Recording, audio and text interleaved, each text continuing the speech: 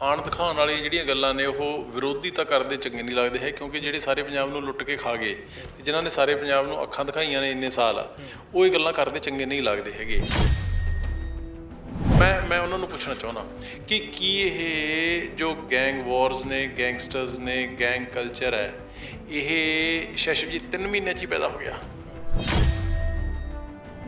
ਅੱਜ ਤੱਕ ਤੁਸੀਂ ਅੱਜ ਤੋਂ 5-7 ਸਾਲ ਪਹਿਲਾਂ, 10 ਸਾਲ ਪਹਿਲਾਂ ਕਦੇ ਕਿਤੇ ਗੈਂਗਸਟਰ, ਗੈਂਗ ਵਾਰਸ ਇਹ ਸੁਣਿਆ ਸੀਗਾ ਕੰਮ? ਇਹ ਯੂਪੀ ਬਿਹਾਰ ਦੇ ਵਿੱਚ ਜਾਂ ਉੱਧਰ ਬਾਲੀਵੁੱਡ ਦੇ ਵਿੱਚ ਤਾਂ ਆਪਾਂ ਲੋਕ ਸੁਣਦੇ ਹੁੰਦੇ ਸੀਗੇ, ਇੱਥੇ ਤਾਂ ਕਦੇ ਆਪਾਂ ਨੇ ਲੋਕਾਂ ਨੇ ਸੁਣੇ ਸੀਗੇ। ਇਹ ਪੈਦਾਇਸ਼ ਕਿਹਦੀ ਹੈ? 5 ਸਾਲਾਂ ਦੇ ਵਿੱਚ ਗੈਂਗਸਟਰਸ, ਗੈਂਗ ਵਾਰਸ ਨੂੰ 5 ਸਾਲਾਂ ਦੇ ਵਿੱਚ ਜੜੋਂ ਖਤਮ ਕਰ ਦਿੱਤਾ ਜਾਊਗਾ ਪੰਜਾਬ ਦੇ ਵਿੱਚੋਂ। ਕਦੇ ਮੇਰਾ ਤੁਸੀਂ 2-3 ਘੰਟੇ ਕੱਢ ਕੇ ਮੇਰੇ ਕੋਲ ਦਫ਼ਤਰ ਬੈਠੇ ਹੋ, ਮੈਂ ਤੁਹਾਨੂੰ ਡਾਕੂਮੈਂਟ ਦਿਖਾਊਂਗਾ, ਮੈਂ ਤੁਹਾਨੂੰ ਰਿਕਾਰਡ ਦਿਖਾਊਂਗਾ ਕਿ ਕਿਵੇਂ ਕਿਸ ਤਰੀਕੇ ਦੇ ਨਾਲ ਪਿਛਲੇ 5 ਸਾਲਾਂ 'ਚ, ਉਹ ਤੋਂ ਪਹਿਲਾਂ ਕੀ ਹੁੰਦਾ ਰਿਹਾ ਸਾਨੂੰ ਇਕੱਲੇ ਅਖਬਾਰਾਂ 'ਚੋਂ ਪਤਾ ਲੱਗਦਾ ਸੀਗਾ, ਪਰ ਕਿਉਂਕਿ ਪਿਛਲੇ 5 ਸਾਲ ਪੰਜਾਬ ਦੀ ਵਿਧਾਨ ਸਭਾ ਦੇ ਵਿੱਚ ਕੱਟੇ ਨੇ, ਰਿਕਾਰਡ ਆਉਂਦਾ ਸੀਗਾ, ਪਤਾ ਲੱਗਦਾ ਸੀਗਾ ਕਿ ਕਿਵੇਂ ਪੰਜਾਬ ਨੂੰ ਲੁੱਟਿਆ ਤੇ ਬਰਬਾਦ ਕੀਤਾ ਗਿਆ। ਮੈਂ ਤੁਹਾਨੂੰ ਰਿਕਾਰਡ ਦਿਖਾਉਣ ਲੱਗਾ, ਤੁਹਾਡੇ ਰੌਂਗਟੇ ਖੜੇ ਹੋ ਜਾਣਗੇ।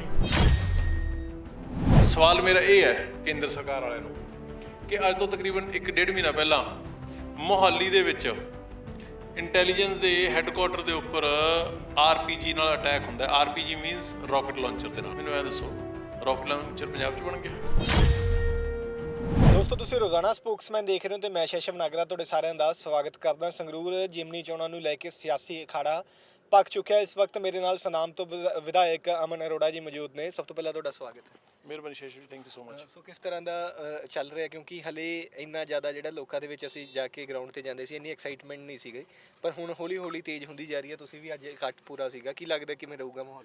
ਨਹੀਂ ਦੇਖੋ, ਇਹ ਤਾਂ ਇਸ ਤਰ੍ਹਾਂ ਹੀ ਹੁੰਦਾ ਜੀ, ਹਜੇ ਤੱਕ ਕੈਂਪੇਨ ਦੀ ਪ੍ਰੈਕਟੀਕਲੀ ਸ਼ੁਰੂਆਤ ਹੈ ਜਿਹੜੀ ਉਹ ਹੁਣ ਕੀਤੀ ਹੈ ਅਸੀਂ ਵੀ ਤੇ ਬਾਕੀ ਸਾਰੀਆਂ ਪਾਰਟੀਆਂ ਵੱਲੋਂ ਵੀ। ਪਰ ਮੈਂ ਸਮਝਦਾ ਕਿ ਲੋਕਾਂ ਦਾ ਜਿਹੜਾ ਮੂਡ ਹੈ, ਅੰਡਰ ਕਰੰਟ ਹੈ, ਉਹ ਬੜਾ ਕਲੀਅਰ ਹੈ, ਕਿਉਂਕਿ ਜਿਸ ਤਰੀਕੇ ਦੇ ਨਾਲ ਪਿਛਲੇ 8 ਸਾਲਾਂ ਤੋਂ ਸਾਹਿਬ ਭਗਵੰਤ ਸਿੰਘ ਮਾਨ ਨੇ ਪੰਜਾਬ ਦੇ ਮੁੱਦੇ ਮਸਲੇ ਚੱਕੇ ਨੇ ਦੇਸ਼ ਦੀ ਪਾਰਲੀਮੈਂਟ ਦੇ ਵਿੱਚ, ਔਰ ਪਿਛਲੇ 3 ਮਹੀਨਿਆਂ ਤੋਂ ਜਿਸ ਤਰੀਕੇ ਦੇ ਨਾਲ ਲੋਕ ਹਿਤੈਸ਼ੀ ਫੈਸਲੇ ਮਾਨ ਸਰਕਾਰ ਵੱਲੋਂ ਲਏ ਜਾ ਰਹੇ ਨੇ, ਲੋਕ ਉਹਨਾਂ ਦੀ ਸ਼ਲਾਘਾ ਬਹੁਤ ਵੱਡੇ ਪੱਧਰ ਦੇ ਉੱਪਰ ਕਰ ਰਹੇ ਨੇ, ਅਤੇ ਉਸੇ ਦਾ ਰਿਜ਼ਲਟ ਹੈ ਜਿਹੜਾ ਉਹ ਸਾਨੂੰ ਇਹਨਾਂ ਇਲੈਕਸ਼ਨਾਂ ਦੇ ਵਿੱਚ 26 ਤਾਰੀਖ ਨੂੰ ਤੁਹਾਨੂੰ ਦੇਖਣ ਨੂੰ ਮਿਲੇਗਾ। ਇੱਕ ਤਾਂ ਸ਼ੈਸ਼ਵ ਜੀ ਹੁੰਦੀ ਹੈ ਐਂਟੀ ਇਨਕੰਬੈਂਸੀ, ਵੀ ਜਿੱਥੇ ਲੀਡਰਸ ਔਰ ਸਰਕਾਰਾਂ ਕੁਝ ਕਰਦੀਆਂ ਨਹੀਂ ਤੇ ਲੋਕ ਵਿਰੋਧ ਦੇ ਵਿੱਚ ਵੋਟ ਪਾਉਂਦੇ ਨੇ। ਇੱਕ ਹੁੰਦੀ ਹੈ ਪ੍ਰੋ ਇਨਕੰਬੈਂਸੀ, ਅਤੇ ਉਹੀ ਪ੍ਰੋ ਇਨਕੰਬੈਂਸੀ ਹੈ ਜਿਹੜੀ ਉਹ ਮਾਨ ਸਾਹਿਬ ਦੇ 8 ਸਾਲ ਵਾਲੇ ਪਾਰਲੀਮੈਂਟ ਦੇ ਕੰਮਾਂ ਨੂੰ ਔਰ ਹੁਣ 3 ਮਹੀਨੇ ਦੀ ਸਰਕਾਰ ਨੂੰ ਉਹ ਵੋਟਾਂ ਪੈਣ ਜਾ ਰਹੀਆਂ ਨੇ ਬੜੇ ਵੱਡੇ ਪੱਧਰ ਦੇ ਉੱਪਰ। ਜਿੱਥੇ ਤੁਸੀਂ ਪ੍ਰੋ ਇਨਕੰਬੈਂਸੀ ਦੀ ਗੱਲ ਕਰਦੇ ਹੋ, ਪਰ ਜਦੋਂ ਗਰਾਊਂਡ ਦੇ ਵਿੱਚ ਜਾਂਦੇ ਹਾਂ ਤਾਂ ਕਈ ਚੀਜ਼ਾਂ ਨੂੰ ਲੈ ਕੇ, ਜਿੱਥੇ ਆਮ ਆਦਮੀ ਪਾਰਟੀ ਦੀ ਸਰਕਾਰ ਦੀ ਸ਼ਲਾਘਾ ਹੋ ਰਹੀ ਹੈ, ਉੱਥੇ ਕਈ ਕਦਮਾਂ ਨੂੰ ਲੈ ਕੇ ਆਮ ਆਦਮੀ ਪਾਰਟੀ ਸਮੇਂ ਸਿਰ ਲੋਕਾਂ ਨੇ ਨਿਰਾਸ਼ ਵੀ ਹੋਏ ਨੇ। ਸਿੱਧੂ ਮੂਸੇਵਾਲੇ ਕਾਂਡ ਦੀ ਗੱਲ ਕਰੀਏ ਤਾਂ ਓਪੋਜੀਸ਼ਨ ਨੇ ਵੀ ਲਗਾਤਾਰ ਇਸ ਕੰਮ ਦੇ ਘੇਰੇ। ਰਾਜ ਸਭਾ ਦੀ ਗੱਲ ਕਰੀਏ ਤਾਂ ਇਹਨਾਂ ਚੀਜ਼ਾਂ ਨੂੰ ਲੈ ਕੇ ਉਹ ਕਹਿੰਦੇ ਸੀ ਕਿ ਖਾਣ ਨੂੰ ਕੁਝ ਹੋਰ ਸੀ, ਜਿਹੜੇ ਦੰਦ ਤੇ ਦਿਖਾਉਣ ਵਾਲੇ ਕੁਝ ਹੋਰ ਸੀ। ਦੇਖੋ, ਇਸ ਤਰ੍ਹਾਂ ਕਿ ਖਾਣ ਦਿਖਾਉਣ ਵਾਲੀਆਂ ਜਿਹੜੀਆਂ ਗੱਲਾਂ ਨੇ ਉਹ ਵਿਰੋਧੀ ਤਾਂ ਕਰਦੇ ਚੰਗੇ ਨਹੀਂ ਲੱਗਦੇ ਹੈ, ਕਿਉਂਕਿ ਜਿਹੜੇ ਸਾਰੇ ਪੰਜਾਬ ਨੂੰ ਲੁੱਟ ਕੇ ਖਾ ਗਏ ਤੇ ਜਿਨ੍ਹਾਂ ਨੇ ਸਾਰੇ ਪੰਜਾਬ ਨੂੰ ਅੱਖਾਂ ਦਿਖਾਈਆਂ ਨੇ ਇੰਨੇ ਸਾਲ, ਉਹ ਇਹ ਗੱਲਾਂ ਕਰਦੇ ਚੰਗੇ ਨਹੀਂ ਲੱਗਦੇ ਹੈਗੇ। ਜਿੱਥੇ ਤੱਕ ਗੱਲ ਰਹੀ ਸਿੱਧੂ ਮੂਸੇਵਾਲੇ ਦੇ ਦਰਦਨਾਕ ਕਤਲ ਦੀ, ਮੈਂ ਸਮਝਦਾ ਕਿ ਉਹ ਉਸ ਕਤਲ ਨੇ ਆਪਾਂ ਨੂੰ ਸਾਰਿਆਂ ਨੂੰ ਝੰਜੋੜ ਕੇ ਰੱਖ ਦਿੱਤਾ, ਔਰ ਇੱਕ ਗੀਤਕਾਰੀ ਦੇ ਵਿੱਚ ਇੱਕ ਲੀਜੈਂਡ ਸੀ ਜਿਹੜਾ ਉਹ ਪੰਜਾਬ ਨੇ ਔਰ ਦੇਸ਼ ਨੇ ਗਵਾ ਲਿਆ। ਪਰ ਉਸ ਚੀਜ਼ ਦਾ ਬਹੁਤ ਅਫਸੋਸ ਹੈ। ਮੈਂ ਸਮਝਦਾ ਕਿ ਇਹੋ ਜਿਹਾ ਕਿਸੇ ਨਾਲ ਵੀ ਨਾ ਹੋਵੇ। ਪਰ ਮੈਂ ਜਿਹੜੇ ਇਹ ਅੱਜ ਸਾਨੂੰ ਘੇਰਦੇ ਨੇ ਅਕਾਲੀ ਕਾਂਗਰਸੀ, ਸਾਡੇ ਵਿਰੋਧੀ, ਖਾਸ ਕਰਕੇ ਲਾਅ ਐਂਡ ਆਰਡਰ ਨੂੰ ਲੈ ਕੇ, ਮੈਂ ਉਹਨਾਂ ਨੂੰ ਪੁੱਛਣਾ ਚਾਹੁੰਦਾ ਕਿ ਕੀ ਇਹ ਜੋ ਗੈਂਗ ਵਾਰਸ ਨੇ, ਗੈਂਗਸਟਰਸ ਨੇ, ਗੈਂਗ ਕਲਚਰ ਹੈ, ਇਹ ਸ਼ੈਸ਼ਵ ਜੀ 3 ਮਹੀਨਿਆਂ 'ਚ ਹੀ ਪੈਦਾ ਹੋ ਗਿਆ? ਇਹ ਤਾਂ ਅਸੀਂ ਤਾਂ ਜਿਹੜੇ ਪਿਛਲੀਆਂ ਸਰਕਾਰਾਂ ਨੇ, ਅਕਾਲੀਆਂ ਨੇ, ਕਾਂਗਰਸੀਆਂ ਨੇ, ਉਹਨਾਂ ਦੀਆਂ ਮਾੜੀਆਂ ਨੀਤੀਆਂ ਨੇ ਜਿਹੜੇ ਕੰਡੇ ਪੰਜਾਬ ਦੇ ਵਿੱਚ ਬੀਜੇ ਸੀਗੇ, ਅਸੀਂ ਤਾਂ ਉਹ ਚੁਗਦੇ ਫਿਰਦੇ ਹਾਂ। ਅਸੀਂ ਅੱਜ ਤੱਕ ਤੁਸੀਂ ਅੱਜ ਤੋਂ 5-7 ਸਾਲ ਪਹਿਲਾਂ, 10 ਸਾਲ ਪਹਿਲਾਂ ਕਦੇ ਕਿਤੇ ਗੈਂਗਸਟਰ, ਗੈਂਗ ਵਾਰਸ ਇਹ ਸੁਣਿਆ ਸੀਗਾ ਕੰਮ? ਇਹ ਯੂਪੀ ਬਿਹਾਰ ਦੇ ਵਿੱਚ ਜਾਂ ਉੱਧਰ ਬਾਲੀਵੁੱਡ ਦੇ ਵਿੱਚ ਤਾਂ ਆਪਾਂ ਲੋਕ ਸੁਣਦੇ ਹੁੰਦੇ ਸੀਗੇ, ਇੱਥੇ ਤਾਂ ਕਦੇ ਆਪਾਂ ਨੇ ਲੋਕਾਂ ਨੇ ਸੁਣੇ ਸੀਗੇ। ਇਹ ਪੈਦਾਇਸ਼ ਕਿਹਦੀ ਹੈ? ਇਹ ਅਕਾਲੀਆਂ ਕਾਂਗਰਸੀਆਂ ਦੀ ਪੈਦਾਇਸ਼ ਹੈ, ਜਿਹਨੂੰ ਅਸੀਂ ਖਤਮ ਕਰਨ ਦੇ ਉੱਪਰ ਭਗਵੰਤ ਮਾਨ ਜੀ ਦੀ ਸਰਕਾਰ ਲੱਗੀ ਹੋਈ ਹੈ।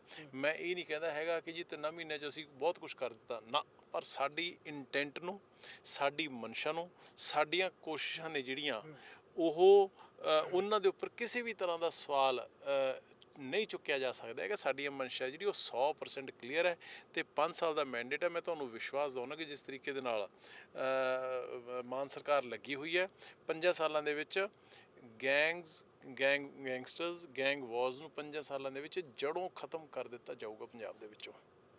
ਇਸ ਤੋਂ ਇਲਾਵਾ ਅੱਜ ਰਾਜਾ ਵੜਿੰਗ ਜਦੋਂ ਆਪਣੀ ਸਪੀਚ ਦੇ ਰਹੇ ਸੀ ਉਹ ਕਹਿੰਦੇ ਕਿ ਕੰਨ ਮਰੋੜਨਾ ਜ਼ਰੂਰੀ ਹੈ, ਕਿਉਂਕਿ ਜਿਸ ਤਰੀਕੇ ਦੇ ਨਾਲ ਜੇ ਇੱਦਾਂ ਹੀ ਚੱਲਣਾ ਪਿਆ ਤਾਂ ਲੋਕਾਂ ਨੂੰ ਭਾਸ਼ਣ ਦਿੰਦੇ ਹੋਏ ਗੱਲ ਕਹਿ ਰਹੇ ਸੀ ਕਿ ਇਸ ਵਾਰ ਸਾਨੂੰ ਵੋਟ ਪਾ ਕੇ ਕੰਨ ਮਰੋੜ ਦਿਓ ਤਾਂ ਜੋ ਜਿਹੜੀ ਵਾਅਦੇ ਕੀਤੇ ਹੋਏ ਸੀ, ਚਾਹੇ 1000 ਰੁਪਏ ਵਾਲਾ ਹੋਵੇ ਜਾਂ ਫਿਰ ਵੱਖਰੇ ਵੱਖਰੇ ਵਾਅਦੇ ਸੀਗੇ, ਉਹ ਪੂਰੇ ਹੋ ਜਾਣਗੇ। ਤੇ ਨਾਲ ਦੀ ਨਾਲ ਉਹ ਜਿਹੜਾ ਸ਼ਰਾਬ ਸਸਤੀ ਹੋਈ ਹੈ ਉਹਨੂੰ ਲੈ ਕੇ ਵੀ ਕਹਿੰਦੇ ਨੇ ਕਿ ਪੈਟਰੋਲ ਸਸਤਾ ਕਰ ਦਿੰਦੇ, ਸਬਜ਼ੀਆਂ ਸਸਤੀਆਂ ਕਰ ਦਿੰਦੇ, ਦੁੱਧ ਸਸਤੇ ਕਰ ਦਿੰਦੇ, ਸ਼ਰਾਬ ਹੀ ਕਿਉਂ ਸਸਤੀ ਕੀਤੀ?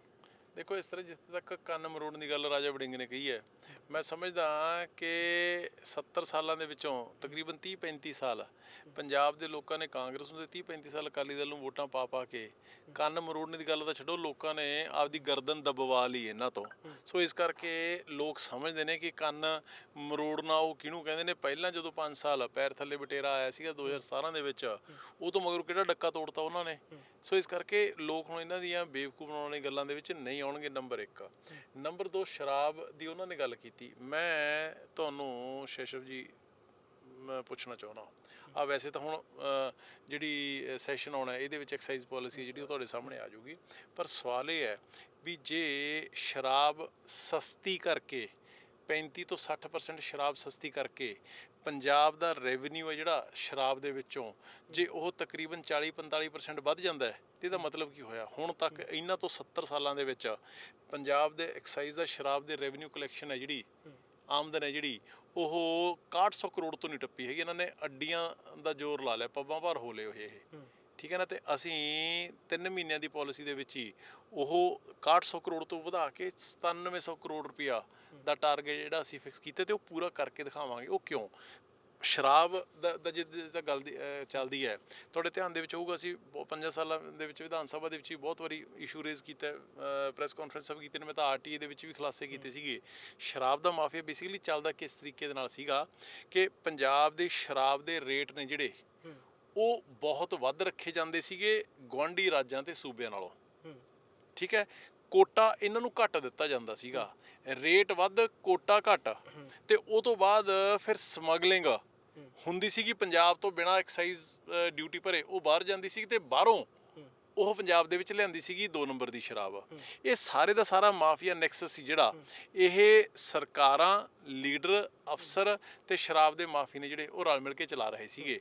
ਹੁਣ ਇਹ ਮਾਫੀਆ ਖਤਮ ਕਿਵੇਂ ਕੀਤਾ ਜਾਵੇ? ਸਭ ਤੋਂ ਸੌਖਾ ਤਰੀਕਾ ਇਹ ਹੈ ਕਿ ਜਿਹੜੇ ਆਸੇ-ਪਾਸੇ ਦੀਆਂ ਸਟੇਟਾਂ ਨੇ ਉਹ ਤੋਂ ਤੁਸੀਂ ਰੇਟ ਡਾਊਨ ਕਰ ਦਿਓ। ਜਦੋਂ ਰੇਟ ਡਾਊਨ ਹੋ ਜਾਊਗਾ ਤੇ ਕਿਸੇ ਨੇ ਨਾ ਸ਼ਰਾਬ ਆਪਣਾ ਸਮਗਲ ਕਰਕੇ ਲੈ ਕੇ ਆਉਣੀ ਹੈ, ਐਕਸਾਈਜ਼ ਹੈ ਜਿਹੜਾ ਉਹ ਸਾਰੇ ਦਾ ਸਾਰਾ ਇਹਨਾਂ ਲੋਕਾਂ ਦੀਆਂ ਜੇਬਾਂ ਜਿਹੜੀ ਐਕਸਾਈਜ਼ ਦੀ ਚੋਰੀ ਜਾਂਦੀ ਸੀਗੀ ਲੀਡਰਾਂ ਤੇ ਅਫਸਰਾਂ ਦੇ ਤੇ ਮਾਫੀਆ ਦੇ, ਉਹ ਖਤਮ ਹੋ ਕੇ ਉਹ ਪੈਸਾ ਜਿਹੜਾ ਖਜ਼ਾਨੇ 'ਚ ਆਉਣਾ ਸ਼ੁਰੂ ਹੋ ਜਾਊਗਾ। ਸੋ ਮੇਰੇ ਕਹਿਣ ਦਾ ਮਤਲਬ ਇਹ ਹੈ ਕਿ ਸਬਜ਼ੀਆਂ ਦੇ ਉੱਪਰ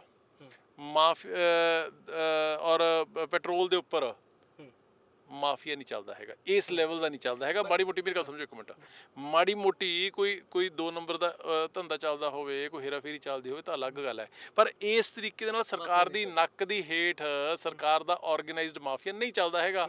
ਜਿੱਥੇ ਕਿਤੇ ਸਾਨੂੰ ਉਹ ਲੱਗੂਗਾ ਉਹ ਵੀ ਅਪਰੂਟ ਕਰ ਦਾਂਗੇ, ਉਹ ਵੀ ਜੜੋਂ ਖਤਮ ਕਰ ਦਾਂਗੇ। ਸੋ ਮੇਰੇ ਕਹਿਣ ਦਾ ਮਤਲਬ ਇਹ ਹੈ ਕਿ ਇਹਨਾਂ ਨੂੰ ਤਾਂ ਰਾਜਾ ਵੜਿੰਗ ਜੀ ਹੋਣਾ ਨੂੰ ਤਾਂ ਉਹਨਾਂ ਨੇ ਆਪਦੀ ਸਮਝ ਮੁਤਾਬਕ ਸਰਕਾਰ ਚਲਾ ਕੇ ਦੇਖ ਲਈ, ਲੰਮਾ ਸਮਾਂ ਚਲਾ ਕੇ ਦੇਖ ਲਈ, ਤੇ ਉਹਨਾਂ ਦਾ ਮਾਡਲ ਤਾਂ ਹੋ ਗਿਆ ਫੇਲ। ਹੁਣ ਜਦੋਂ ਤੁਹਾਡਾ ਮਾਡਲ ਫੇਲ ਹੋ ਗਿਆ, ਇੱਕ ਵਾਰੀ ਸਾਨੂੰ ਆਪਦਾ ਮਾਡਲ ਟਰਾਈ ਕਰ ਲੈਣ ਦਿਓ। 5 ਸਾਲਾਂ ਦੇ ਵਿੱਚ ਕੀ 1 ਸਾਲ ਦੇ ਵਿੱਚ ਹੀ ਰੈਵਨਿਊ ਤੋਂ ਕਿੰਨਾ ਐਡੀਸ਼ਨਲ ਪੈਸਾ ਜਨਰੇਟ ਹੁੰਦਾ ਪੰਜਾਬ ਨੂੰ ਤੁਹਾਡੇ ਸਾਹਮਣੇ ਆ ਜਾਊਗਾ। 2 ਨੰਬਰ ਦੀ ਸ਼ਰਾਬ ਵਿਕਣੀ ਬੰਦ ਹੋ ਜੂਗੀ, ਜਿਹੜੀਆਂ ਤਰਨ ਵਰਗੀਆਂ ਟ੍ਰੈਜਡੀਜ਼ ਹੁੰਦੀਆਂ ਨੇ ਉਹ ਬੰਦ ਹੋ ਜਾਣਗੀਆਂ।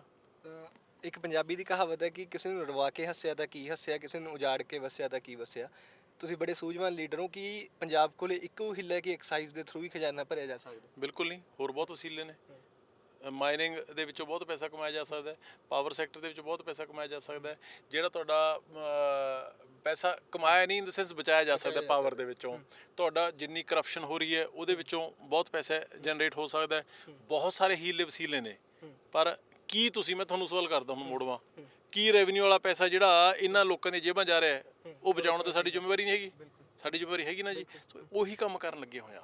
ਸੋ ਇਸ ਕਰਕੇ ਇਹ ਨਹੀਂ ਹੁੰਦਾ। ਔਰ ਇੱਕ ਅੰਗਰੇਜ਼ੀ ਦੀ ਕਹਾਵਤ ਹੈ,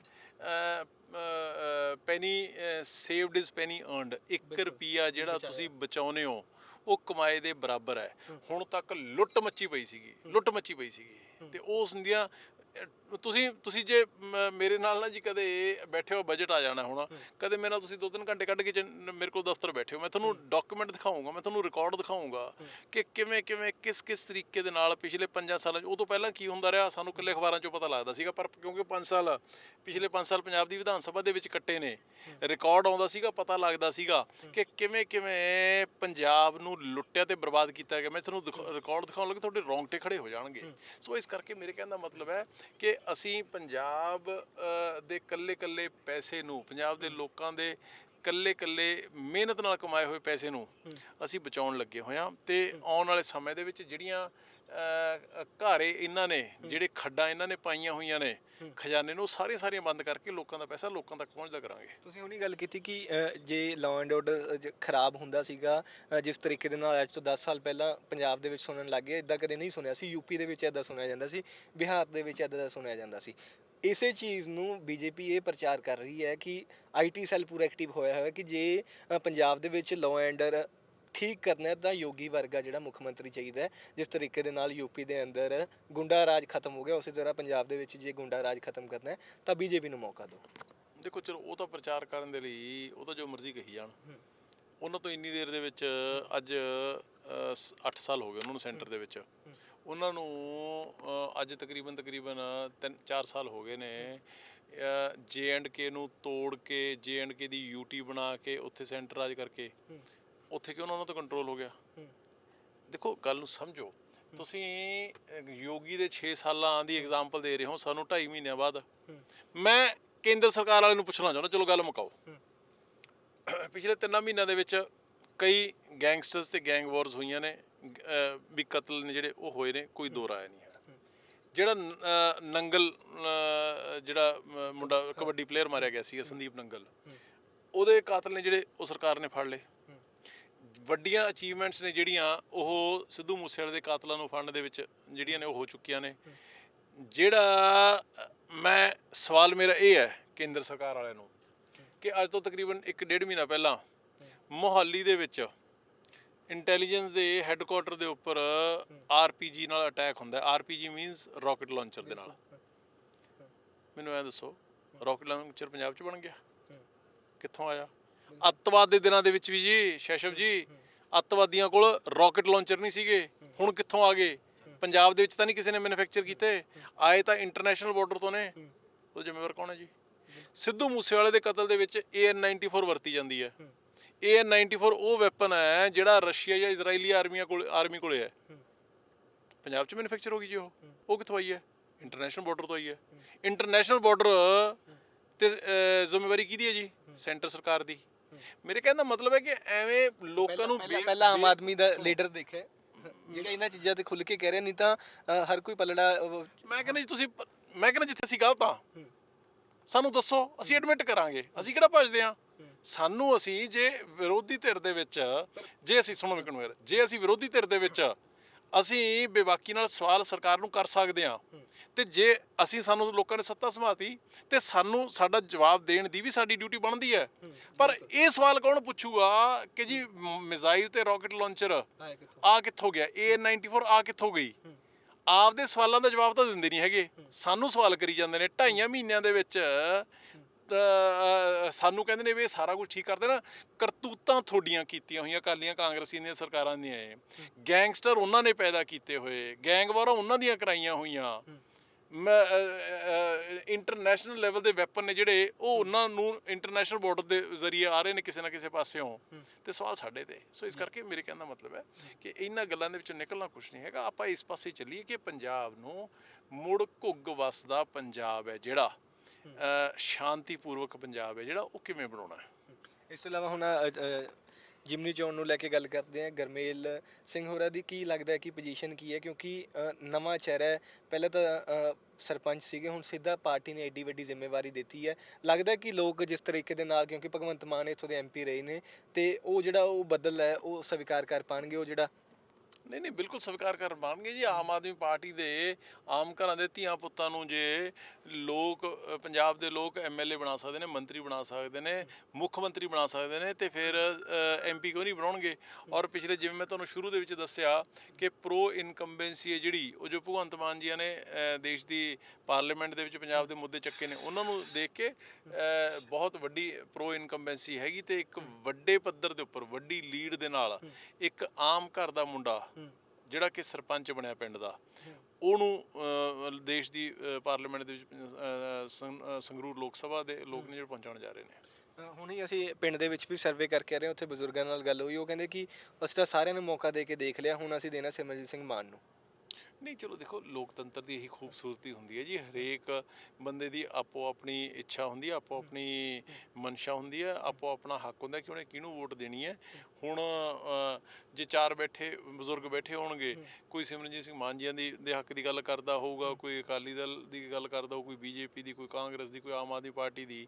ਇੱਕ ਬਜ਼ੁਰਗ ਨੂੰ ਜੇ ਤੁਸੀਂ ਪੁੱਛਿਆ ਤਾਂ ਇਹਦਾ ਮਤਲਬ ਇਹ ਥੋੜ੍ਹੀ ਹੈ ਕਿ 14 ਲੱਖ ਬੰਦਾ ਜਿਹੜਾ ਉਹ ਉਸ ਪਰਟੀਕੂਲਰ ਬਜ਼ੁਰਗ ਦੀ ਗੱਲ ਸੁਣ ਕੇ ਉਹ ਸਿਮਰਜੀਤ ਸਿੰਘ ਮਾਨ ਨੂੰ 14 ਲੱਖ ਬੰਦਾ ਤਾਂ ਨਹੀਂ ਵੋਟ ਪਾ ਦੂਗਾ। ਐਗਜ਼ਾਮਪਲ ਤੁਸੀਂ, ਮੈਂ ਐਗਜ਼ਾਮਪਲ ਕਿਸੇ ਹੋਰ ਦੀ ਸੁਣਾ ਦਿੰਦਾ ਤੁਹਾਨੂੰ, ਉਹਦੇ ਨਾਲ ਫਰਕ ਨਹੀਂ ਪੈਣਾ ਹੈਗਾ। ਗੱਲ ਇਹ ਹੈ ਵੀ ਸਿਮਰਨਜੀਤ ਸਿੰਘ ਮਾਨ ਜੀ ਮੇਰੇ ਸਤਿਕਾਰਯੋਗ ਨੇ, ਬਜ਼ੁਰਗ ਨੇ, ਵੱਡੇ ਨੇ, ਪਿਤਾ ਸਮਾਨ ਨੇ ਆਪਣੇ ਸਾਰਿਆਂ ਦੇ। ਪਰ ਮੈਂ ਨਾਲ ਇਹ ਵੀ ਯਾਦ ਕਰਾਉਣਾ ਚਾਹੁੰਦਾ ਕਿ ਜਦੋਂ ਪੰਜਾਬ ਦੇ ਲੋਕਾਂ ਨੇ ਉਹਨਾਂ ਨੂੰ ਐਮਪੀ ਬਣਾ ਕੇ ਭੇਜਿਆ ਸੀਗਾ, ਤੇ ਉਦੋਂ ਤਾਂ 5 ਸਾਲ ਬਾਹਰ ਹੀ ਬੈਠੇ ਰਹੇ ਪਾਰਲੀਮੈਂਟ ਦੀਆਂ ਪੌੜੀਆਂ ਤੇ। ਸਿਧਾਂਤਾਂ ਨੂੰ ਲੈ ਕੇ ਸੀ, ਨਹੀਂ ਸਿਧਾਂਤਾਂ ਨੂੰ ਲੈ ਕੇ। ਫਿਰ ਹੁਣ ਮੈਂ ਪੁੱਛਣਾ ਚਾਹੁੰਦਾ, ਚਲੋ ਮੈਂ ਦੇਖੋ, ਮੈਂ ਕਦੇ ਜ਼ਾਤੀ ਨਿੱਜੀ ਸਵਾਲਾਂ 'ਚ ਪਿਆ ਨਹੀਂ ਹੈਗਾ। ਉਹ 5 ਸਾਲ ਦੇਸ਼ ਦੀ ਪਾਰਲੀਮੈਂਟ 'ਚ ਉਦੋਂ ਇਸ ਕਰਕੇ ਨਹੀਂ ਵੜੇ ਹੈਗੇ ਕਿ ਮੈਂ ਕਿਰਪਾਨ ਲੈ ਕੇ ਜਾਣੀ ਅੰਦਰ। ਗੁਰੂ ਸਾਹਿਬ ਦੀ ਨਿਸ਼ਾਨੀ ਹੈ ਪੰਜੇ ਕਕਾਰ, ਉਹਨਾਂ ਦਾ ਸਨਮਾਨ ਕਰਨਾ ਅਦਬ ਦੇ ਨਾਲ, ਉਹ ਆਪਣਾ ਸਾਰਿਆਂ ਦਾ ਫਰਜ਼ ਹੈ, ਡਿਊਟੀ ਹੈ, ਮਨੁੱਖੀ ਤੌਰ ਤੇ, ਧਾਰਮਿਕ ਤੌਰ ਤੇ। ਉਦੋਂ ਪਾਰਲੀਮੈਂਟ ਦੇ ਵਿੱਚ ਕਿਰਪਾਨ ਨਹੀਂ ਲਿਜਾ ਸਕੇ, ਇਸ ਕਰਕੇ ਬਾਹਰ ਬੈਠੇ ਰਹੇ। ਤੇ ਜੇ ਹੁਣ ਜਿੱਤ ਜਾਂਦੇ ਨੇ ਤੇ ਫਿਰ ਹੁਣ ਕੀ ਕਰਨਗੇ? ਹੁਣ ਇੱਕ ਮਿੰਟ, ਹੁਣ ਫਿਰ ਕਿਰਪਾਨ ਨੂੰ ਬਾਹਰ ਛੱਡ ਕੇ ਜਾਣਗੇ ਉਹ, ਜਾਂ ਅੰਦਰ ਲੈ ਕੇ ਜਾਣਗੇ? ਅੰਦਰ ਤਾਂ ਉਹਨਾਂ ਨੇ ਲਿਜਾਣ ਨਹੀਂ ਦੇਣੀ, ਬੀਜੇਪੀ ਵਾਲਿਆਂ ਨੇ ਖਾਸ ਤੌਰ ਤੇ। ਮੈਂ ਦੱਸੋ, ਉਹਨਾਂ ਤੋਂ ਪੁੱਛੋ ਨਾ ਕਿ ਜੇ ਜਿੱਤ ਜਾਂਦੇ ਹੋ ਤੇ ਕਿਰਪਾਨ, ਗੁਰੂ ਸਾਹਿਬ ਦੀ ਬਖਸ਼ੀ ਹੋਈ ਕਿਰਪਾਨ, ਗੁਰਸਿੱਖ ਬੰਦੇ ਨੂੰ ਉਹ ਬਾਹਰ ਛੱਡ ਕੇ ਜਾਣਗੇ ਕਿ ਅੰਦਰ ਲੈ ਕੇ ਜਾਣਗੇ? ਸੋ ਮੇਰੇ ਕਹਿਣ ਦਾ ਮਤਲਬ ਇਹ ਹੈ ਕਿ ਚਲੋ ਇਹ ਉਹਨਾਂ ਦਾ ਆਪਦਾ ਨਿੱਜੀ ਫੈਸਲਾ। ਤੁਸੀਂ ਸਵਾਲ ਕਰ ਲਿਆ, ਇਸ ਕਰਕੇ ਮੈਂ ਤੁਹਾਨੂੰ ਆਪਦੀ ਸੋਚ ਦੱਸਤੀ। ਇਹ ਮੇਰਾ ਆਪਦਾ ਜਵਾਬ ਹੈ, ਇਹ ਕੋਈ ਮੇਰੀ ਪਾਰਟੀ ਵੱਲੋਂ ਜਾਂ ਮੇਰੀ ਸਰਕਾਰ ਵੱਲੋਂ ਸਵਾਲ ਜਾਂ ਜਵਾਬ ਨਹੀਂ ਹੈਗਾ। ਇਹ ਮੇਰੀ ਆਪਣੀ ਨਿੱਜੀ ਰਾਏ ਹੈ, ਜਿਹੜੀ ਚੀਜ਼ ਮਾਈਂਡ ਦੇ ਵਿੱਚ ਆਉਂਦੀ ਹੈ ਉਹ ਤੁਹਾਡੇ ਨਾਲ ਸ਼ੇਅਰ ਕਰ ਲਈ। ਤੇ ਪੰਥਕ ਪਾਰਟੀ ਅਖਵਾਉਣ ਵਾਲੀ ਅਕਾਲੀ ਦਲ ਨੇ ਬੀਬੀ ਰਾਜਵਾਨਾ ਨੂੰ ਸੀਟ ਜਿਹੜੀ ਟਿਕਟ ਦਿੱਤੀ ਹੈ, ਲੱਗਦਾ ਕਿ ਉਹ ਪੰਥਕ ਵੋਟ ਵਾਕਈ ਤੁਹਾਨੂੰ ਉਸ ਦਾ ਕੋਈ ਨੁਕਸਾਨ ਹੋਊਗਾ ਵੀ ਉੱਧਰ ਜਾਊਗੀ? ਨਹੀਂ ਦੇਖੋ, ਇਸ ਤਰ੍ਹਾਂ ਹੈ ਕਿ ਉਹਨਾਂ ਦੀ ਵੋਟ ਹੈ ਜਿਹੜੀ ਉਹ ਆਪਸ ਦੇ ਵਿੱਚ ਡਿਵਾਈਡ ਹੋਣੀ ਹੈ। ਅਸੀਂ ਆਮ ਆਦਮੀ ਪਾਰਟੀ ਹੈ ਜਿਹੜੀ ਇੱਕ 100% ਧਰਮ ਨਿਰਪੱਖ ਪਾਰਟੀ ਹੈ। ਅਸੀਂ ਕੋਈ ਪੰਥਕ ਵੋਟ ਜਾਂ ਹਿੰਦੂਤਵਾ ਦੀ ਵੋਟ ਜਾਂ ਮੁਸਲਿਮ ਵੋਟ, ਮੰਦਿਰ ਮਸਜਿਦ ਗੁਰਦੁਆਰੇ ਦੀ ਵੋਟ, ਅਸੀਂ ਉਹਨਾਂ ਚੀਜ਼ਾਂ ਦੇ ਵਿੱਚ ਨਾ ਕਦੇ ਪਏ ਹਾਂ ਤੇ ਨਾ ਹੀ ਕਦੇ ਪੈਣਾ ਹੈ। ਸਾਡਾ ਵਨ ਐਂਡ ਓਨਲੀ ਮਕਸਦ, ਟਾਰਗੇਟ ਔਰ ਮਾਡਲ ਹੈ ਜਿਹੜਾ, ਉਹ ਚੰਗੀ ਗਵਰਨੈਂਸ ਦਾ, ਸਾਫ ਸੁਥਰੀ ਸਰਕਾਰ ਤੇ ਐਡਮਿਨਿਸਟ੍ਰੇਸ਼ਨ ਦੇਣ ਦਾ। ਕਦੇ ਮੁੱਖ ਮੰਤਰੀ ਦਿੱਲੀ ਦੇ ਸੁਪਰੀਮੋ ਇਹ ਕਹਿ ਦਿੰਦੇ ਨੇ ਕਿ ਸਿੱਖ ਚਿਹਰਾ ਹੋਊਗਾ। ਨਹੀਂ ਦੇਖੋ, ਮੇਰੀ ਗੱਲ ਸਮਝੋ ਤੁਸੀਂ ਇੱਕ ਮਿੰਟ। ਉਹਦੇ ਵਿੱਚ ਉਹ ਉਹਨਾਂ ਨੇ ਕਿਹਾ, ਉਹਦੇ ਵਿੱਚ ਉਹਨਾਂ ਨੇ ਇੱਕ ਸ਼ਾਇਦ ਤੁਹਾਨੂੰ ਉਹਨਾਂ ਦਾ ਮਨ ਬਣਿਆ ਹੋਵੇ। ਮਨ ਉਹਨਾਂ ਦਾ ਕੀ, ਪੰਜਾਬ ਦੇ 92% ਲੋਕਾਂ ਦਾ ਜਦੋਂ ਵੋਟਾਂ ਪਵਾਈਆਂ ਸੀਗੀਆਂ, ਜਿਨ੍ਹਾਂ ਨੇ ਵੋਟਾਂ ਪਾਈਆਂ ਸੀਗੀਆਂ 12-14 ਲੱਖ ਬੰਦੇ ਨੇ, ਉਹ 'ਚੋਂ 92% ਬੰਦੇ ਨੇ ਭਗਵੰਤ ਮਾਨ ਜੀ ਦਾ ਨਾਂ ਲਿਆ। ਉਹੀ ਸੋਚ ਸ਼ਾਇਦ ਮਾਨ ਸਾਹਿਬ ਦੇ ਬਾਰੇ ਕੇਜਰੀਵਾਲ ਸਾਹਿਬ ਦੇ ਮਨ ਦੇ ਵਿੱਚ ਹੋਵੇ। ਜੇ ਉਹਨਾਂ ਨੇ ਇੱਕ ਹਿੰਟ ਦੇ ਦਿੱਤਾ ਤੇ ਇਹਦੇ 'ਚ ਗਲਤ ਵੀ ਕੀ ਸੀਗਾ? ਸੋ ਇਸ ਕਰਕੇ ਉਹ ਮੈਟਰ ਨਹੀਂ ਕਰਦਾ ਹੈਗਾ। ਇਹ ਨਹੀਂ ਵੀ ਸਿੱਖ ਬਣੂਗਾ ਜਾਂ ਹਿੰਦੂ ਬਣੂ, ਉਹ ਚੀਜ਼ ਨਹੀਂ ਮੈਟਰ ਕਰਦੀ ਹੈਗੀ। ਹਾਂ, ਅਸੀਂ ਜੇ ਸਿੱਖੀ ਦੇ ਨਾਮ ਤੇ, ਅਸੀਂ ਹਿੰਦੂਤਵਾ ਦੇ ਨਾਂ ਤੇ, ਅਸੀਂ ਆਪਣਾ ਈਸਾਈ ਜਾਂ ਗਿਰਜਾਘਰ ਦੇ ਨਾਂ ਤੇ ਜੇ ਅਸੀਂ ਵੋਟ ਮੰਗਦੇ ਹੋਈਏ ਕਿਸੇ ਧਰਮ ਦੇ ਨਾਂ ਤੇ, ਫਿਰ ਤਾਂ ਗਲਤ ਹੈ। ਅਸੀਂ ਸਾਰੇ ਧਰਮਾਂ ਦਾ ਬਰਾਬਰ ਸਤਿਕਾਰ ਕਰਦੇ ਹਾਂ, ਬਰਾਬਰ ਸਨਮਾਨ ਕਰਦੇ ਹਾਂ। ਹਰੇਕ, ਮੈਂ ਇਹ ਆਪਦੀ ਮੇਰੀ ਸੋਚ ਹੈ ਕਿ ਹਰੇਕ ਬੰਦਾ ਆਪਦੇ ਧਰਮ ਦੇ ਵਿੱਚ ਪਰਪੱਕ ਰਹੇ, ਪਰ ਦੂਜੇ ਧਰਮਾਂ ਦਾ ਵੀ ਬਰਾਬਰ ਹੀ ਸਤਿਕਾਰ ਕਰੇ। ਇਹੀ ਮਨੁੱਖਤਾ ਦੀ ਆਈਡੀਓਲੋਜੀ ਤੇ ਇਹੀ ਆਮ ਆਦਮੀ ਪਾਰਟੀ ਦੀ ਆਈਡੀਓਲੋਜੀ ਹੈ। ਆਖਰੀ ਸਵਾਲ ਸੁਖਜਿੰਦਰ ਰੰਧਾਵਾ ਹੋ ਰਹੀ ਜਾਂ ਫਿਰ ਹੋਰ ਕਾਂਗਰਸੀ ਇਹ ਪੁੱਛਦੇ ਨੇ ਕਿ ਕਹਿੰਦੇ ਉਦੋਂ ਤਾਂ ਜਦੋਂ ਟਿਕਟਾਂ ਵੰਡੀਆਂ ਸੀ ਉਦੋਂ ਤਾਂ ਕਹਿੰਦੇ ਸੀ ਕਿ ਸਾਡੇ ਜਿਹੜੇ ਉਮੀਦਵਾਰ ਨੇ ਪੂਰੇ ਦੁੱਧ ਧੋਤੇ ਹੋਏ ਨੇ, ਪੂਰੇ ਜਿਹੜੇ ਇਮਾਨਦਾਰ ਨੇ, ਪਰ 3 ਮਹੀਨਿਆਂ ਦੇ ਵਿੱਚ ਹੀ ਇੱਕ ਜਿਹੜਾ ਮੰਤਰੀ ਜਿਹੜਾ ਜਿਨ੍ਹਾਂ ਤੇ ਕਰਪਸ਼ਨ ਦੇ ਜਿਹੜੇ ਐਲੀਗੇਸ਼ਨ ਵੀ ਲੱਗ ਗਏ। ਦੇਖੋ ਇਸ ਤਰ੍ਹਾਂ ਐਲੀਗੇਸ਼ਨ ਲਾਏ ਕਿਹਨੇ ਤੇ ਫੜਿਆ ਕਿਹਨੇ? ਉਹ ਇਹ ਵੀ ਕਹਿੰਦੇ ਕਿ ਕਾਂ ਮਾਰ ਕੇ ਟੰਗੇ ਬਲੀ ਦਿੱਤੀ ਹੈ। ਕਾਂ ਮਾਰ ਕੇ ਟੰਗਿਆ ਹੈ। ਅਸੀਂ ਜੋ ਕੀਤਾ ਹੈ, ਅਸੀਂ ਆਪ ਕੀਤਾ ਹੈ। ਦਿੱਲੀ ਦੇ ਵਿੱਚ ਇਹ ਹੋਇਆ ਸੀਗਾ 2015 ਦੇ ਵਿੱਚ ਅਰਵਿੰਦ ਕੇਜਰੀਵਾਲ ਨੇ ਮਿੰਟ ਇੱਕ ਲਾਇਆ, ਆਪਦੇ ਮੰਤਰੀ ਫੜ ਕੇ ਅੰਦਰ ਕਰ ਦਿੱਤਾ। ਇੱਥੇ ਭਗਵੰਤ ਮਾਨ ਜੀ ਦੇ ਨਜ਼ਰ ਦੇ ਵਿੱਚ ਇਹ ਮਸਲਾ ਧਿਆਨ ਦੇ ਵਿੱਚ ਆਇਆ ਤੇ ਉਹਨਾਂ ਨੇ ਆਪ ਇਹ ਕਾਰਵਾਈ ਕਰਕੇ ਉਹਨਾਂ ਤੇ ਪਰਚਾ ਕਰਕੇ ਅੱਜ ਵੀ ਉਹ ਹਿਰਾਸਤ ਦੇ ਵਿੱਚ ਨੇ। ਇਹ ਕੰਮ ਤੁਸੀਂ ਕਾਂਗਰਸ ਅਕਾਲੀ ਦਲ ਵਾਲੇ ਕਦੇ ਸੋਚ ਸਕਦੇ? ਉਹਦਾ ਜੇਬ ਦੇ ਵਿੱਚ ਉਧਰੋਂ ਬਾਦਲ ਸਾਹਿਬ, ਉਧਰੋਂ ਕੈਪਟਨ ਸਾਹਿਬ, ਉਹ ਤਾਂ ਕਲੀਨ ਚਿਟਾ ਰੱਖਦੇ ਸੀਗੇ ਵੀ ਬੰਦਾ ਠੱਗੀ ਮਗਰੋਂ ਮਾਰਦਾ ਸੀਗਾ ਤੇ ਚੱਕ ਪਹਿਲਾਂ ਕਲੀਨ ਚਿੱਟ, ਚੱਕ ਪਹਿਲਾਂ ਕਲੀਨ ਚਿੱਟ। ਕੈਪਟਨ ਸਾਹਿਬ ਵੀ ਤੁਹਾਨੂੰ ਮਿਲਣ ਆ ਰਹੇ ਸੀ, ਮਾਨ ਸਾਹਿਬ ਨੂੰ ਦੇਣ ਆ ਰਹੇ ਸੀ, ਉਹ ਵੀ ਰੁਕ ਗਏ। ਉਹ ਵੀ ਰੁਕ ਗਏ। ਹੁਣ ਪਤਾ ਨਹੀਂ ਉਹਨਾਂ ਨੇ ਕਿਉਂ ਰੋਕ ਰੱਖ ਗਏ। ਜੇ ਹੁਣ ਨੂੰ ਆਏ ਹੁੰਦੇ ਤੇ ਕਾਰਵਾਈਆਂ ਕਈ ਕਾਰਵਾਈਆਂ ਪਈਆਂ ਹੁੰਦੀਆਂ ਮੇਰੇ ਖਿਆਲ ਦੇ ਵਿੱਚ। ਉਹ ਫਾਈਲਾਂ ਫੂਲਾਂ ਜੀ ਉਹਨਾਂ ਨੇ ਬੀਜੇਪੀ ਮੈਂ ਸੁਣ ਤਾਂ ਲਓ ਇੱਕ ਮਿੰਟ, ਉਹਨਾਂ ਨੇ ਮੈਨੂੰ ਲੱਗਦਾ ਫਾਈਲਾਂ ਫੂਲਾਂ ਜੇ ਸਾਨੂੰ ਦੇਣ ਦੀ ਬਜਾਏ ਉਹ ਬੀਜੇਪੀ ਵਾਲਿਆਂ ਨੂੰ ਦਿਖਾਤੀਆਂ। ਬੀਜੇਪੀ ਵਾਲਿਆਂ ਨੇ ਬਾਹ ਮਰੋੜ ਲਈ ਤੇ ਹੁਣ ਦੜੇ ਨਾਲ ਹੀ ਉਹ ਕਹਿੰਦੇ ਨੇ ਥੋਕ ਦੇ ਵਿੱਚ ਹੀ ਵੀ ਆ ਜਾ ਆ ਜਾ ਆ ਜਾ ਆ ਜਾ ਐਂ ਚੱਲ ਰਿਹਾ ਹੈ। ਤੇ ਜਾ ਵੀ ਬਬਰ ਸ਼ੇਰ ਹੋ ਰਹੇ ਨੇ ਜਿਨ੍ਹਾਂ ਦਾ ਐਨ ਬੜਾ ਵਧੀਆ ਪਾਕ ਸਾਫ ਜਾ ਆਪਣਾ ਜਿਵੇਂ ਚਿੱਟੀ ਚਾਦਰ ਵਾਲੇ ਨੇ ਨਾ ਉਹ ਜਾ ਰਹੇ ਨੇ ਤੇ ਦੇਖਦੇ ਚੱਲੋ ਤੁਸੀਂ ਕਿਹੜਾ। ਇਸ ਮੇਰੇ ਕਹਿਣ ਦਾ ਮਤਲਬ ਇਹ ਹੈ। ਦੇਖੋ ਕਾਂਗਰਸ ਨੇ ਇੱਕ ਆਪਣੀ ਜਿਹੜੀ, ਮੈਂ ਇਸ ਸਵਾਲ ਨੂੰ ਹੋਰ ਅੱਗੇ ਲੈ ਕੇ ਜਾਂਦਾ ਕਿ ਕਾਂਗਰਸ ਨੇ ਆਪਣੀ ਇੱਕ ਜਿਹੜੀ ਵੀਡੀਓ ਪ੍ਰਤਾਪ ਬਾਜਵਾ ਹੋਰਾਂ ਦੀ ਬੜੀ ਵਾਇਰਲ ਕੀਤੀ ਆਈਟੀ ਸੈੱਲ ਨੇ ਕਿ ਜਿਸ ਤਰੀਕੇ ਦੇ ਨਾਲ ਪ੍ਰਤਾਪ ਬਾਜਵਾ ਇਹ ਗੱਲ ਜਿੱਤਣ ਤੋਂ ਮਹੀਨੇ ਬਾਅਦ ਹੀ, ਸਰਕਾਰ ਬਣਨ ਤੋਂ ਮਹੀਨੇ ਬਾਅਦ ਹੀ ਕਹਿਣ ਲੱਗ ਗਏ ਸੀ ਕਿ ਇਸ ਤਰ੍ਹਾਂ ਦਾ ਆਮ ਆਦਮੀ ਪਾਰਟੀ ਦੇ ਵਿੱਚ ਹੋਊਗਾ, ਕਿਉਂਕਿ ਦਿੱਲੀ ਦੀ ਐਗਜ਼ਾਮਪਲ ਦਿੰਦੇ ਨੇ ਕਿ 2015 ਦੇ ਵਿੱਚ ਦਿੱਲੀ 'ਚ ਵੀ ਇਸ ਤਰੀਕੇ ਦੇ ਨਾਲ ਕਰਿਆ ਸੀ ਤੇ ਹੁਣ ਜਿਸ ਤਰੀਕੇ ਦੇ ਨਾਲ ਹਿਮਾਚਲ ਦੇ ਵਿੱਚ, ਗੁਜਰਾਤ ਦੇ ਵਿੱਚ ਵੋਟਾਂ ਨੇ, ਤਾਂ ਇਹਨਾਂ ਨੇ ਇੱਕ ਦਿਖਾਣਾ ਹੈ ਕਿ ਅਸੀਂ ਇਸ ਤਰੀਕੇ ਦੇ ਨਾਲ ਵੀ ਕਰ ਸਕਦੇ ਹਾਂ। ਪ੍ਰਤਾਪ ਬਾਜਵਾ ਜੀ ਨੇ ਪ੍ਰੈਡਿਕਸ਼ਨ ਸਹੀ ਰਹੀ?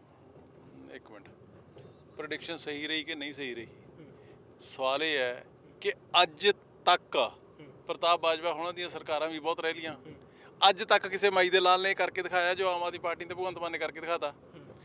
ਉਹਨਾਂ ਨੂੰ ਕਹੋ, ਪ੍ਰਤਾਪ ਬਾਜਵਾ ਜੀ ਨੂੰ ਮੇਰੇ ਵੱਡੇ ਭਰਾ ਨੇ, ਮੈਂ ਸਤਿਕਾਰ ਕਰਦਾ ਉਹਨਾਂ ਦਾ, ਉਹਨਾਂ ਨੂੰ ਕਹੋ ਲੋਕ ਮੁੱਦਿਆਂ ਦੀ ਗੱਲ ਕਰਨ, ਪੰਜਾਬ ਦੀ ਗੱਲ ਕਰਨੀ ਸ਼ੁਰੂ ਕਰਨ, ਬਿਨਾਂ ਗੱਲ ਦੇ ਜੋਤਿਸ਼ਪਣੇ ਦੇ ਵਿੱਚ ਨਾ ਪੈਣਾ। ਜੇ ਜੋਤਿਸ਼ਪਣੇ ਦੇ ਵਿੱਚ ਪੈਣਾ ਹੈ ਠੀਕ ਹੈ ਨਾ, ਤੇ ਫਿਰ ਹੁਣੇ ਰਿਜ਼ਲਟ ਦੱਸ ਦੇਣ ਵੀ 26 ਤਰੀਕ ਨੂੰ ਕੀ ਆਉਣ ਜਾ ਰਿਹਾ ਹੈ। ਸੋ ਇਸ ਕਰਕੇ ਜਿਹੜੇ ਛੱਡ ਜਾਈ ਜਾਂਦੇ ਨੇ, ਗੱਲ ਜੀ ਵੀ ਲਿਖ ਕੇ ਦੇ ਦਿੰਦੇ ਨੇ, ਉਹ ਲਿਖ ਕੇ ਦੇ ਦੇਣ, ਫਿਰ ਗਲਤ ਵੀ ਕੀ ਹੋਇਆ? ਜੋ ਲਿਖ ਕੇ ਦਿੰਦੇ ਨੇ, ਜੋ ਕੇਜਰੀਵਾਲ ਲਿਖ ਕੇ ਦਿੰਦੇ ਨੇ ਨਾ, ਉਹਦੇ ਇੱਕ ਪ੍ਰੋਪਰ ਬਕਾਇਦਾ ਸਟੱਡੀ ਹੁੰਦੀ ਹੈ। ਉਹ ਨੀਚੋਂ ਲੋਕਾਂ ਦੀ, ਲੋਕਤੰਤਰ ਦੇ ਵਿੱਚ ਲੋਕ ਮਾਲਕ ਹੁੰਦੇ ਨੇ, ਲੋਕਾਂ ਦੀ ਨਬਜ਼ ਕੀ ਕਹਿੰਦੀ ਹੈ, ਲੋਕਾਂ ਦਾ ਦਿਲ ਦਿਮਾਗ ਕੀ ਕਹਿੰਦਾ ਹੈ, ਉਹ ਪ੍ਰੋਪਰ ਘੋਖ ਹੋਣ ਤੋਂ ਮਗਰੋਂ, ਪਤਾ ਲੱਗਣ ਤੋਂ ਮਗਰੋਂ ਅਰਵਿੰਦ ਕੇਜਰੀਵਾਲ ਉਹ ਮੂੰਹੋਂ ਕੱਢਦੇ ਨੇ। ਲਾਸਟ ਜਾਂਦੇ ਇਸ ਇਲੈਕਸ਼ਨ ਬਾਰੇ ਕੁਝ ਦੱਸ ਜੋ। ਮੈਂ ਤਾਂ ਨਹੀਂ, ਮੈਂ ਭਵਿੱਖਬਾਣੀ ਤਾਂ ਨਹੀਂ, ਮੈਂ ਕਿਹੜਾ ਜੋਤਸ਼ੀ ਆ, ਪਰ ਮੈਂ ਲੋਕਾਂ ਦੇ ਨਾਲ ਜੁੜਿਆ ਹੋਇਆ ਇੱਕ ਨਿਮਾਣਾ ਜਿਹਾ ਅਰਵਿੰਦ ਕੇਜਰੀਵਾਲ ਜੀ ਤੇ ਭਗਵੰਤ ਮਾਨ ਜੀ ਦਾ ਵਰਕਰ ਜ਼ਰੂਰ ਆ। ਤੇ ਇਹ ਮੈਂ ਤੁਹਾਨੂੰ ਦੱਸ ਦਿੰਦਾ ਕਿ ਲੋਕ ਸਭਾ ਦੀ ਇਹਨਾਂ ਚੋਣਾਂ ਦੇ ਵਿੱਚ ਵੋਟ ਪਰਸੈਂਟੇਜ ਹੈ ਜਿਹੜਾ ਉਹ ਪਹਿਲਾਂ ਨਾਲੋਂ ਡਾਊਨ ਆਊਗਾ, ਪਰ ਆਮ ਆਦਮੀ ਪਾਰਟੀ ਦੀ ਰਿਕਾਰਡ ਤੋੜ ਜਿੱਤ ਹੈ ਜਿਹੜੀ ਉਹ ਉਹਦੇ ਬਾਵਜੂਦ ਵੀ ਹੋਣ ਜਾ ਰਹੀ ਹੈ। ਪਿਛਲੀ ਵਾਰ ਦਾ ਜਿਹੜਾ ਭਗਵੰਤ ਮਾਨ ਹੋਰਾਂ ਦਾ ਮਾਰਜਨ ਆ ਉਹ ਟੁੱਟ ਜੂ? ਟੁੱਟਣਾ ਚਾਹੀਦਾ। ਸੋ ਇਹ ਸਨ ਆਮ ਆਦਮੀ ਪਾਰਟੀ ਦੇ ਸੁਨਾਮ ਤੋਂ ਵਿਧਾਇਕ ਅਮਨ ਅਰੋੜਾ ਜੀ, ਜਿਨ੍ਹਾਂ ਦਾ ਇਹ ਦਾਅਵਾ ਹੈ ਕਿ ਇਸ ਵਾਰ ਜਿਹੜੀ ਇਹ ਜਿਮਨੀ ਚੋਣ ਦੀ ਜਿਹੜੀ ਇਹ ਜਿੱਤ ਹੋਊਗੀ ਆਮ ਆਦਮੀ ਪਾਰਟੀ ਦੇ। ਤੇ ਨਾਲ ਦੀ ਨਾਲ ਇਹ ਵੀ ਇਹਨਾਂ ਦਾ ਕਹਿਣਾ ਹੈ ਕਿ ਜਿਸ ਤਰੀਕੇ ਦੇ ਨਾਲ ਉਹ ਲੋਕ ਸਾਡੇ ਤੇ ਸਵਾਲ ਖੜੇ ਕਰ ਰਹੇ ਨੇ ਜਿਨ੍ਹਾਂ ਨੇ ਅੱਜ ਤੱਕ ਪੰਜਾਬ ਨੂੰ ਲੁੱਟਿਆ। ਕੈਮਰਾਮੈਨ ਅਮਨ ਦੇ ਨਾਲ ਮੈਂ ਸ਼ਸ਼ਵ ਨਾਗਰਾ, ਸੁਨਾਮ।